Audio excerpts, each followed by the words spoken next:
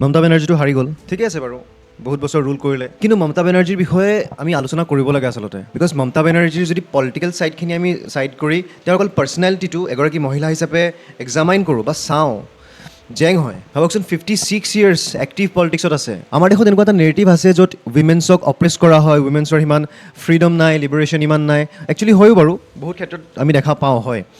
সেনেকুৱা এখন দেশত এগৰাকী মহিলাই 56 years ৰুল কৰিছে, আৰু বিজেপি এতিয়া one of the strongest national party ever recorded in Indian politics. সেনেকুৱা এটা পাৰ্টিক লিটাৰেলি পানী খুৱাই দিছিল মানে।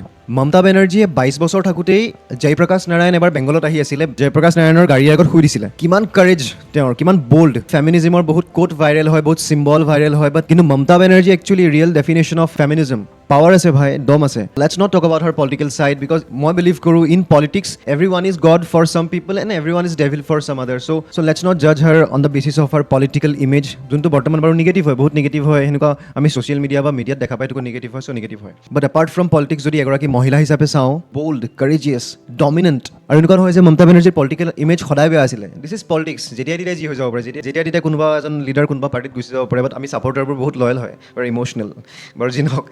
মমতা বেনাৰ্জী 56 years ৰুল কৰিছে, কেবিনেট মিনিষ্টাৰ আছিলে, কংগ্ৰেছৰ পৰা তেওঁ ওলাই নিজেই তৃণমূল পাৰ্টি গঠন কৰিছিলে, আৰু লিটাৰেলি তৃণমূল পাৰ্টিৰ মই মমতা বেনাৰ্জীৰ বাহিৰে বেলেগ কোনো ফেচ চিনি নাপাওঁ। নাজানো, ইমান মই পলিটিক্স নাচাওঁ কাৰণে চাগে। 15 বছৰ তেওঁ CM হৈছে কণ্টিনিউৱাছলি। চ' এনেকুৱা নহয় যে মমতা বেনাৰ্জীৰ পলিটিকেল কেৰিয়াৰটো বহুত বেছি নিগেটিভ হয়, বহুত একো নাই। আজিৰ বহুত পলিটিচিয়ান মমতা বেনাৰ্জীৰ সমানত যদি খাৰা কৰি দিওঁ বাচ্চা হয়। Mamata Banerjee is two senior, আৰু তেওঁৰ ৰিটায়াৰমেণ্টৰ সময় হৈ গৈছিল। মই সেইটোৱে ভাবোঁ যে তেওঁৰ ৰিটায়াৰমেণ্টৰ সময় হৈছে। তেওঁৰ যিখিনি কাম আছিলে তেওঁ কৰিলে, শ্বি ৰুল্ড। একচুৱেলি ভালেই হৈছে, বেংগলখনৰ কাৰণে বহুত বেছি জেং চেং হৈ আছিল, আমাৰ অসমৰ লগতো জেং হৈ আছিল, বাংলাদেশৰ লগতো ডাঙৰ ইছ্যুজ হৈ আছে, নেশ্যনেল ছিকিউৰিটিৰ কথাও আহি গৈছিলে। চ' সেইটো ভালেই হ'ল বাৰু, এতিয়া ষ্ট্ৰং গভমেণ্ট এখন হ'ব যাৰ নেশ্যনেলি ছাপৰ্ট থাকিব। চ' এনেকুৱা ইছ্যুজবিলাক আই হোপ ৰিজল্ভ কৰিব পাৰিব গভমেণ্টে। কিন্তু এই সকলোবোৰ বাদ দি মমতা বেনাৰ্জীৰ যোনটো পাৰ্চনেলিটি হয়, অকল মই বুলি নহয়, আমি সকলোৱে এপ্ৰিচিয়েট কৰিব লাগে, ইনস্পায়াৰ হ'ব লাগে। C is a symbolic figure of courage, determination, confidence, গোটেই নেশ্যন হিলাই দিছিলে। শ্বি ৱাজ দ্য অনলি কেপেবল এণ্টাগনিষ্ট। নাও BJP is everything, nobody can defeat BJP now. She was the only antagonist power. So তেওঁৰ দম আছিল, সেইটো আমি এপ্ৰিচিয়েট কৰিবই লাগিব।